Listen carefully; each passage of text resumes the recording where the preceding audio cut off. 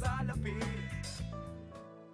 Pagbasa sa Aklat ng Kawikaan, Kabanata 12, talata 1 hanggang 28, ang taong may unawa ay tumatanggap ng payo, ngunit ayaw mapaalalahanan ang matigas ang ulo. Si Yahweh ay nalulugod sa taong matuwid, ngunit sa masasama siya ay nagagalit. Ang makasalanan ay hindi mapapanatag, ngunit ang matuwid ay hindi matitinag. Ang mabuting babae ay karangalan ng asawa, ngunit kanser sa buto ang masamang asawa. Ang taong matuwid ay mabuting makiharap, ngunit ang masama ay bihira lang magtapat. Pumapatay ng lihim ang mga pangungusap ng masama, ngunit ang salita ng matuwid ay nagliligtas sa kapwa. Ang masama ay lubusang mapaparam at di na magbabalik, ngunit ang sambahayan ng matuwid mananatiling nakatindig. Ang taong matalino ay magkakamit ng karangalan, ngunit ang aanihin ng masama ay pagkutsa lang. Ang maralitang nagsisikap ay mabuting di hamak kaysa nagkukunwang mayaman, ngunit sa gutom nakasadlak. Kahit sa kanyang mga hayop ang matuwid ay mabait, ngunit ang masama kahit kanino ay sadyang mabagsik. Ang taong masipag ay sagana sa lahat, ngunit ang isang hangal sa yaman ay salat. Ang nais ng masama ay puro kasamaan, ngunit ang tuntungan ng matuwid ay hindi magmamaliw.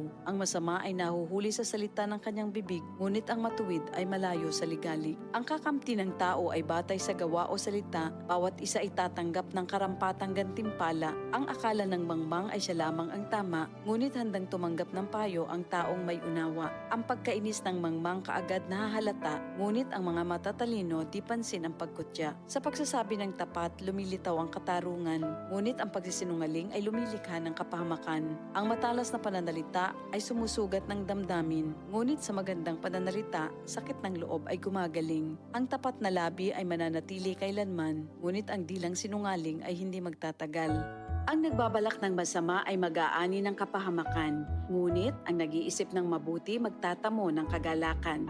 Ang kasamaang palad ay malayo sa matuwid, ngunit ang buhay ng masama ay puno ng ligalig. Namumuhi si Yahweh sa taong sinungaling, ngunit ang tapat ay ligaya niya at aliw. Di agad sinasabi ang alam ng matalino, ngunit kahangalan ay inihahayag ng mangmang na tao. Balang araw, ang masikap ang mamamahala, ngunit ang tamad ay mananatiling alila. Nagpapahina sa loob ng isang tao ang kabalisahan, ngunit ang magandang balita ay may dulot na kasiglahan. Ang payo ng kaibigang matuwid ay isang gabay, ngunit ang daan ng masama ay tungo sa pagkaligaw. Hindi makakamit ng tamad ang kanyang hinahangad, ngunit ang masikap ay laging may magandang hinaharap. Ang matuwid na landas ay patungo sa buhay, ngunit ang maling daan ay hahantong sa kamatayan.